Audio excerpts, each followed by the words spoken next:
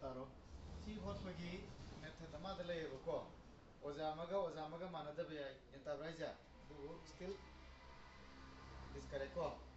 method ba to uju kai do aina to method to ga ne ozamana to method to ga manada ba su ya ko adubu hot pe ya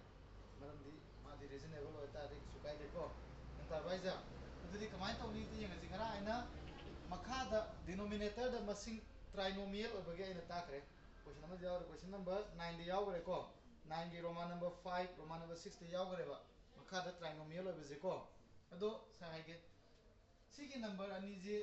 nangna LCM tawra to putho ju ya LCM tawra to ju ya aina habro fraction si fraction natro fraction plus to boje ko na ke do bani makado LCM makado manan dawni makha manan matung da taw makha manan baje ke LCM to dune ba adu go si LCM to de khar luidana aduna sana ni mudi ke LCM to ranu somna kan gi tongan ko kono kan gi tongan ko en dai ko aja tangi sangni dubu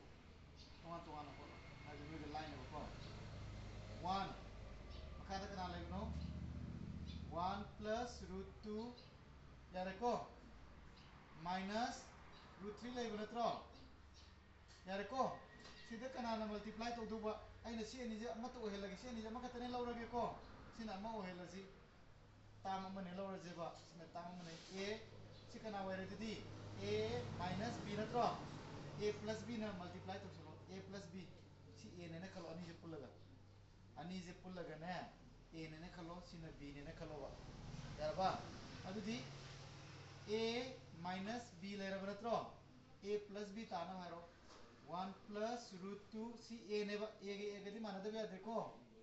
minus le bru ke latu ba plus root 3 sina multiply to sile ko yarba makha da sina multiply to rabni na mathe to multiply to razi 1 plus root 2 plus root 3 sina multiply to razi yarba so na kan yare ko similarly si ga samana na so mong to rasi 1 Siraju 1 plus root 2 plus root 3 lai banatra yare ko se nijene a ne khalo a plus b lai re ko kana na multiply to rani dudi a minus b na a do kana no 1 plus root 2 ni sin a natro minus root 3 habadi a minus b lai re ko sibu gyan tari bo ha sibu gyan tari bro ba hai ko adagi di makhaja han multiply to ron ta ro makhaja multiply to ro kana mong de lere a minus b into a si a ni ko a plus b de ke tare a square si a na matro a square minus b square dare ko som to ula som sama nei som amatan side ma edi side ma dik sama nei 1 plus root 2 yarbo a square minus kan latu ba root 3 square la ni ko yarba yare ko matak tadi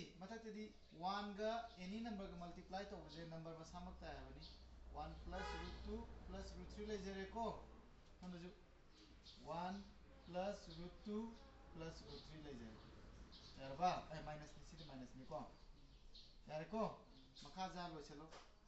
hoji makha ji kana gi mong de lege a square minus b square ni ko si a ji mu kana gi mong de le re a plus b whole square adi formula pa chelo a square habadi 1 square la ni 1 ta jare ko plus 2ab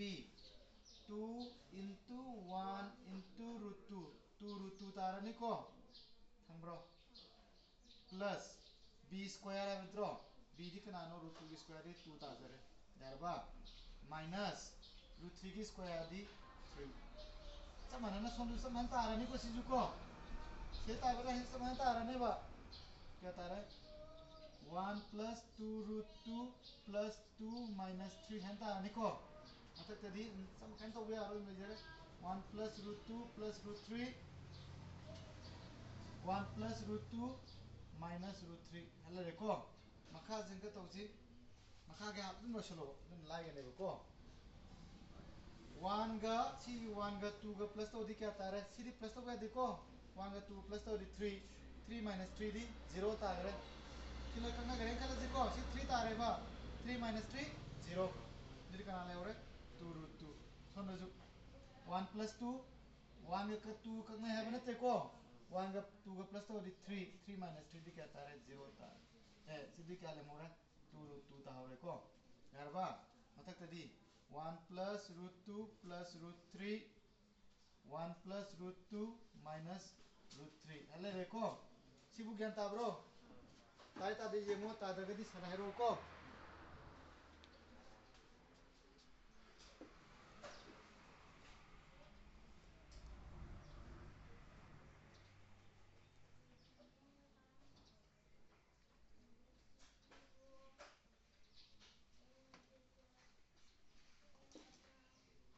yadro ha makas ta jira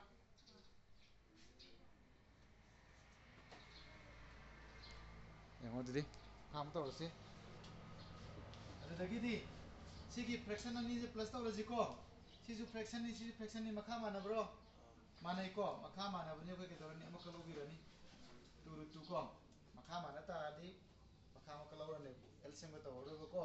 multiply jo to mathak ana cross multiply jo to ro mathak to direct minus to rani ko 1 plus root 2 plus root 3 le re ko simu easy sigi mang si e dengai ma mang de kai sign le minus le bani na sign change to bani ko minus 1 minus root 2 si sign to change to do ma mang de minus le bani ko si minus wala si ke wala ni plus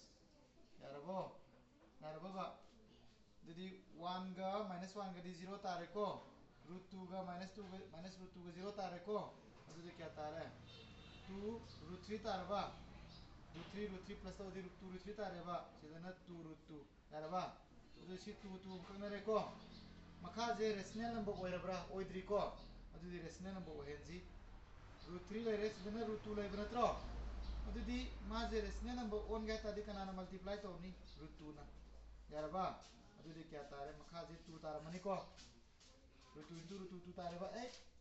then sidi kya tare